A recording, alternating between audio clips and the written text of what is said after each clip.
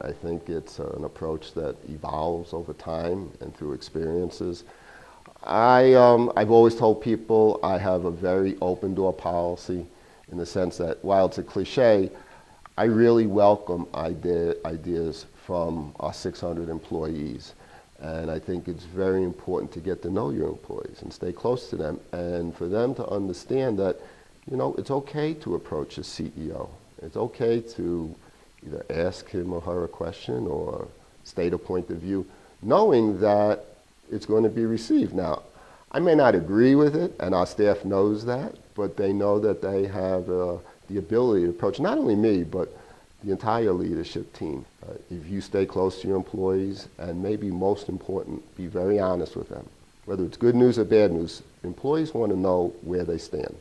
And I've seen a number of companies that have, and CEOs that have tripped over that problem by not being 100% open and forthright with their staff. So there's a lot that goes into my style, I guess, but there's no one style that fits everybody. I think CEOs, if they're not willing to evolve over time and continue to learn and educate themselves, whether it's on market issues, people issues, leadership issues, those are the companies and CEOs that are kind of stuck in their old ways. So I've always kept an open mind to staying close to employees and being open to always learn new things.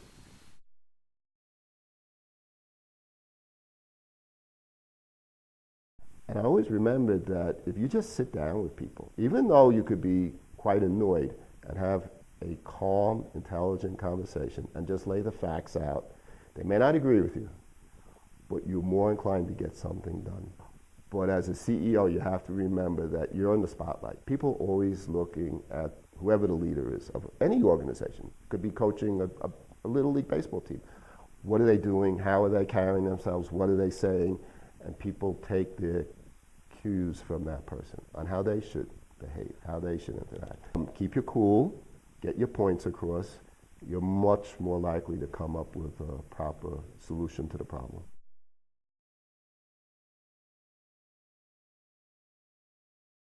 My father was a self-made man. He came to the United States. He was 3 months old. He was born in Poland. Lived through as a young kid, the Depression with his family in New York City. Put himself through college and law school. And long story, but wound up becoming a politician in New York City, a majority leader. And then he ran the courts. He became a judge. And for 20 years, he was the administrative judge of all the courts in New York City. And so and I don't profess to be my dad, thank God, because he was kind of a take no prisoner leader, but very well respected across the board. And so from an early age, while I didn't like politics, wasn't keen on law, and I became a lawyer, wasn't keen on leading people growing up because I saw the amount of time and effort he had to put into it, while he still had his law practice on the side through all of that stuff. I learned a lot of valuable lessons on how to deal with people, how to get your point across, how to be forced, both at the same time, if somebody needs a pat on the back, it's very important, and a kick in the pants at the same time. And my father was the epitome of all that. So it was almost, while I was growing up, it was almost just being exposed to that through, living environment, osmosis, whatever you call it. It didn't hit me till years later that I became like my dad in terms of many of his leadership traits and how he did things. And he's no longer with us, but he was by far the most influential factor on both my legal career, which I put long behind me, and certainly my career in the business world.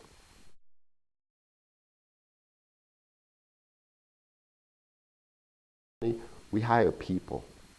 And by that I mean we're looking for people that can fit into Pinnacol.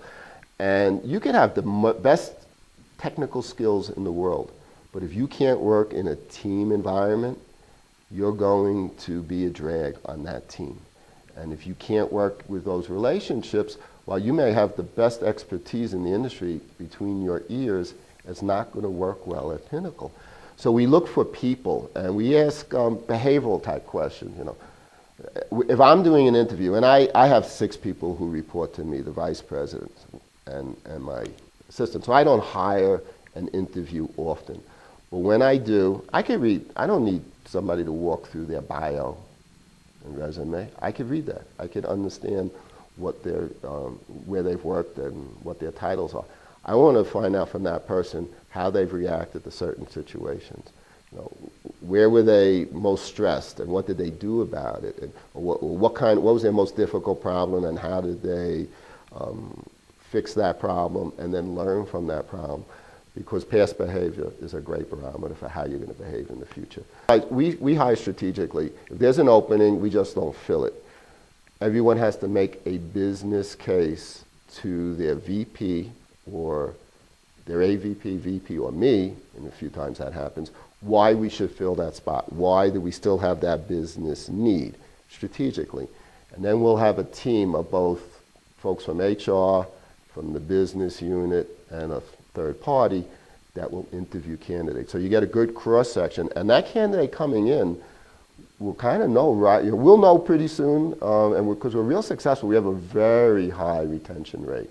People come to work at Pinnacol and they stay here because they like this environment, they like the work they do, they like the opportunities that are presented to them. So getting the right people on board is probably every day. It's one of the most important decisions we make because that'll be our future leaders. I'm not going to be here forever. We're not going to have underwriting staff. If they do retire, we want to have talented people who fit in Pinnacol to move up the ranks